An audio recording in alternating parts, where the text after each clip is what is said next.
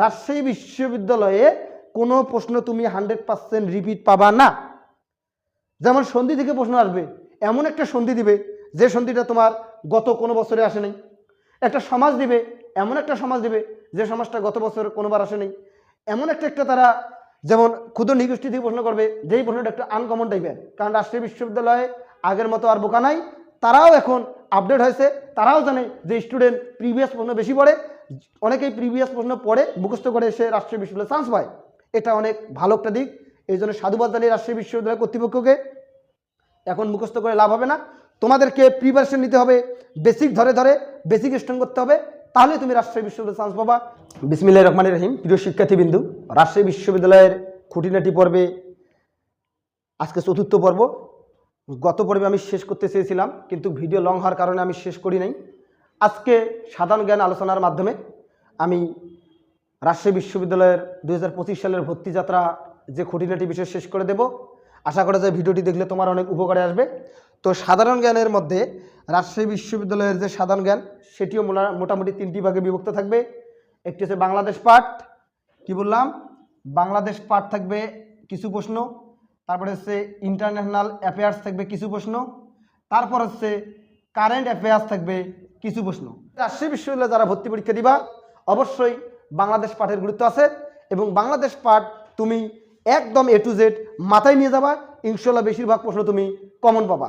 তো বাংলাদেশ পাঠ কিংবা আন্তর্জাতিক পাঠ হোক, সাম্প্রতিক তথ্য হোক, যে টপিকসগুলো থেকে বারবার রাজশাহী বিশ্ববিদ্যালয়ে প্রশ্ন আসে, প্রথমে আমি লিখেছি বাংলাদেশের শিল্প ও সাহিত্য।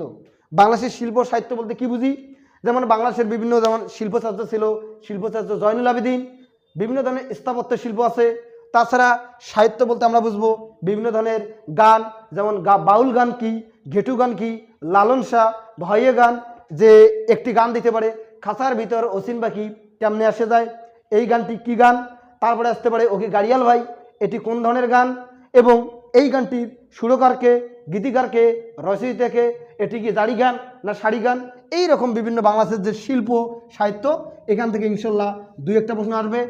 এরপর অনেকেই হয়তো বা জানো না যে রাজশাহী বিশ্ববিদ্যালয়ে যারা মানবিক বিভাগ থেকে ভর্তি পরীক্ষা দিবা, বিশেষ করে যারা ফার্স্ট টাইমার আসো, তারা গিয়ে দেখবা যে ম্যাথ, তখন তো মাথা নষ্ট হয়ে যাবে।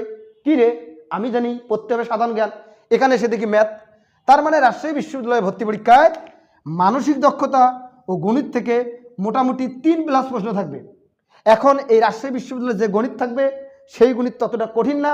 তোমরা মোটামুটি 9, 10 কিংবা 6, 7, 8 ওই গণিত পড়ে আসছো। রাজশাহী বিশ্ববিদ্যালয়ে মানসিক দক্ষতা থেকে যে প্রশ্ন হয়, যেমন এইরকম প্রশ্ন হবে যে আজকে রবিবার, আজকে 2 দিন আগে সোমবার থাকলে তার 3 দিন পরে কী বার হবে, এইরকম যে বিষয়গুলো আছে।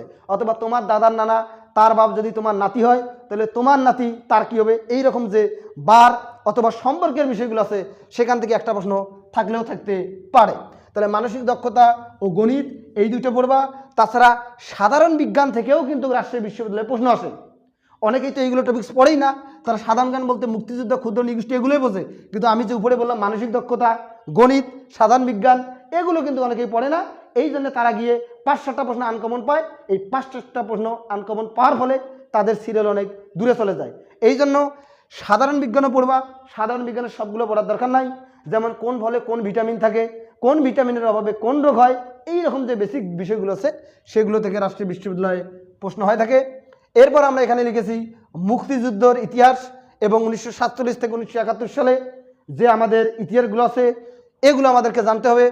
1948 সালে, 1952 সাল, 1954 সাল, 1956 সাল, 1958 সাল, 1959 সাল, 1962 সাল, 1966, 1969, 1971-এর মুক্তিযুদ্ধ, এগুলো নিয়ে জানতে হবে।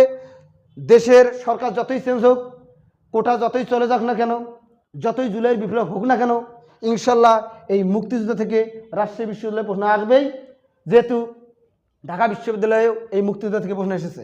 তারপর আমাদেরকে এখানে দেখতে হবে, আমি একটা বিষয় লিখি নাই, এটা হয়তো বা নিচে লেখা আছে, ক্ষুদ্র নৃগোষ্ঠী। ক্ষুদ্র নৃগোষ্ঠী থেকে রাজশাহী বিশ্ববিদ্যালয়ে প্রশ্ন আসবে যে কোন জেলায় চাকমারা কোথায় বসবাস করে, মারমারা কোথায় বসবাস করে, কোনটি পিতৃতান্ত্রিক পরিবার, কোনটি মাতৃতান্ত্রিক পরিবার, মুসলিম উপজাতি বা মুসলিম ক্ষুদ্র নৃগোষ্ঠী কোনটি, তারপরে হচ্ছে তাদের প্রধান প্রধান উৎসবগুলো কি, যে জলকেলি কাদের উৎসব, তারপরে হচ্ছে বড়দিন কাদের উৎসব, এইগুলো থেকে ইনশাল্লাহ রাজশাহী বিশ্ববিদ্যালয়ে প্রশ্ন আসবে। খেলাধুলা থেকে রাজশাহী বিশ্ববিদ্যালয়ে প্রতিবারই প্রশ্ন আসে, যেহেতু এবার বিপিএল খেলা হচ্ছে, এটি একটি কারেন্ট টপিক্স থাকবে। তারপর সামনে হয়তো বা চ্যাম্পিয়ন ট্রফি আছে, অথবা যে বিগত যে বিশ্বকাপ গেল, এই রকম যে কারেন্ট টপিক্সগুলো খেলাধুলায় বা বাংলাদেশের, বিশেষ করে বাংলাদেশের ক্রিকেটের যে ইতিহাস বা নতুন নতুন রেকর্ডগুলো আছে সেগুলো জানতে হবে। তাহলে খেলাধুলা থেকে প্রশ্ন আসবে ইনশাল্লাহ। সংবিধান থেকেও প্রশ্ন আসবে। সংবিধান থেকে কী প্রশ্ন আসবে এগুলো জানাই যায়, তোমরা যারা পরীক্ষা দিবা অলরেডি জানো। সংবিধানের সংশোধনী, তারপরে হচ্ছে সংবিধানের অনুচ্ছেদ কয়টা, কোন অনুচ্ছেদে কী রয়েছে, কোন অনুচ্ছেদ গুরুত্বপূর্ণ, এগুলো পড়তে হবে। এরপর আসবে জাতিসংঘ থেকে প্রশ্ন আসবে, যে জাতিসংঘ প্রতিষ্ঠা হয়, জাতিসংঘের তারপরে হচ্ছে সংস্থা কয়টা, বা জাতিসংঘের যে প্রতিষ্ঠার ইতিহাস, এখানে বিভিন্ন ধরনের আমরা যেমন ওসি পরিষদ কি, এই রকম যে বিষয়গুলো পাবো।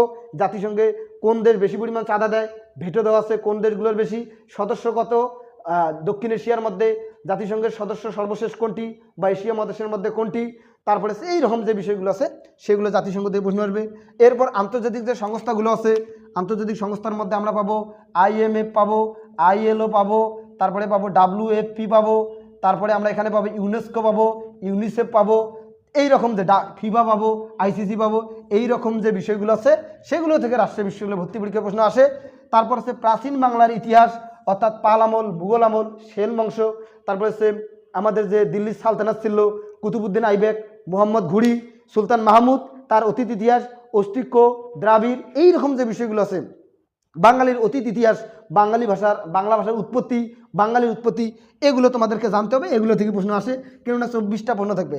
বাংলাদেশের ভৌগোলিক অবস্থান, এটাও খুব গুরুত্বপূর্ণ, যে বাংলাদেশের জেলা কয়টি, কোন জেলায় বেশি কি উৎপন্ন হয়, উত্তরের সর্বশেষ জেলা কি, উত্তরের সর্বশেষ বিভাগ কি, উত্তরের সর্বশেষ থানা কি, অথবা বিভিন্ন স্থাপনা কোথায় অবস্থিত, বাংলাদেশের মানে কর্কট ক্রান্তি রেখা, তারপরে হচ্ছে নিরক্ষরেখা, এগুলো সব আসবে এখান থেকে, এগুলো পড়ে নিবা। তারপর আমি বলেছি বিখ্যাত ব্যক্তি ও উক্তি, যেমন আসতে পারে যে মানুষ স্বভাবতই সামাজিক জীব, কে বলেছে, এরিস্টটল। যে তারপরে এরকম বিভিন্ন আছে, যেখানে আইন নেই সেখানে স্বাধীনতা থাকতে পারে না, এই উক্তিটি কে দিয়েছে, জন লক। নাগরিকের সঙ্গে জড়িত সকল বিষয় নিয়ে যে শাস্ত্র আলোচনা করে তাকে পরিণতি বলে, এই উক্তিটি কে দিয়েছে, EM হোয়াইট। এই রকম বিভিন্ন যে উক্তি আছে, তারা বিভিন্ন ফিদেল কাস্তো বা বিভিন্ন যে মনীষী ছিল বা বিভিন্ন রাজনীতিবিদ, বিখ্যাত ব্যক্তি, তাদের যে উক্তিগুলো সেগুলো থেকে প্রশ্ন আসে। সর্বশেষ আমি যে বিষয়টি নিয়ে কথা বলবো, সাম্প্রতিক তথ্য, জুলাই বিপ্লব থেকে ইনশাল্লাহ প্রশ্ন থাকবেই থাকবে। জুলাই বিপ্লব পড়তে হবে, তারপরে হয়তোবা বিভিন্ন ধরনের পদক পাওয়া যায়, বিভিন্ন ধরনের পুরস্কার, তারপরে হচ্ছে নোবেল পুরস্কার, আন্তর্জাতিক বিভিন্ন যে প্রেক্ষাপট আছে, কোন দেশে কী হচ্ছে, ইউক্রেন রাশিয়া যুদ্ধ, তারপরে হচ্ছে ইসরায়েল ফিলিস্তিন যে যুদ্ধ, এই রকম যে কারেন্ট অ্যাফেয়ার্সগুলো আছে, বাংলাদেশে কোথায় কী হচ্ছে না আসছে, অন্তর্বর্তীকালীন যে সরকার প্রতিষ্ঠা হইলো, এই সরকারের নারী সদস্য কয়জন আছে, প্রধান বিচারপতির নাম কি, বর্তমান নির্বাচন কমিশনের নাম কি, ডক্টর মোহাম্মদ ইউনূস সম্বন্ধে জানতে হবে, জুলাইয়ের A to Z, Abu Saeed, Mir মুগ্ধ সহ অনেক কিছু জানতে হবে। সব কিছু মিলেই সাম্প্রতিক তথ্য বলতে তোমরা যা বোঝো তাই পড়বা। আশা করা যায় এভাবে পড়লে রাজশাহী বিশ্ববিদ্যালয় পরীক্ষায় তোমরা কম পাবা। তবে লাস্টে যে আমি কথাটি বলবো, রাজশাহী বিশ্ববিদ্যালয়ে কোনো প্রশ্ন তুমি 100% রিপিট পাবা না। যেমন সন্ধি থেকে প্রশ্ন আসবে, এমন একটা সন্ধি দিবে যে সন্ধিটা তোমার গত কোনো বছরে আসে নাই। একটা সমাজ দিবে, এমন একটা সমাজ দিবে যে সমাজটা গত বছর কোনোবার আসে নাই। এমন একটা তারা, যেমন ক্ষুদ্র নিগোষ্ঠী থেকে প্রশ্ন করবে, যেই প্রশ্নটা একটা আনকমন টাইপের, কারণ রাজশাহী বিশ্ববিদ্যালয়ে আগের মতো আর বোকা নাই, তারাও এখন আপডেট হয়েছে, তারাও জানে যে স্টুডেন্ট প্রিভিয়াস প্রশ্ন বেশি পড়ে, অনেকেই প্রিভিয়াস প্রশ্ন পড়ে মুখস্থ করে এসে রাজশাহী বিশ্ববিদ্যালয়ে চান্স পায়। এটা অনেক ভালো একটা দিক, এই জন্য সাধুবাদ জানিয়ে রাজশাহী বিশ্ববিদ্যালয় কর্তৃপক্ষকে। এখন মুখস্থ করে লাভ হবে না, তোমাদেরকে প্রিপারেশন নিতে হবে, বেসিক ধরে বেসিক স্ট্রং করতে হবে, তাহলে তুমি রাজশাহী বিশ্ববিদ্যালয়ে চান্স পাবা, আদারওয়াইজ তুমি রাজশাহী বিশ্ববিদ্যালয়ে চান্স পাবা না। এই বলে রাজশাহী বিশ্ববিদ্যালয়ের সর্বশেষ খুঁটিনাটি পর্ব এখানে শেষ করতেছি। ধন্যবাদ, খোদা হাফেজ, আসসালামু আলাইকুম।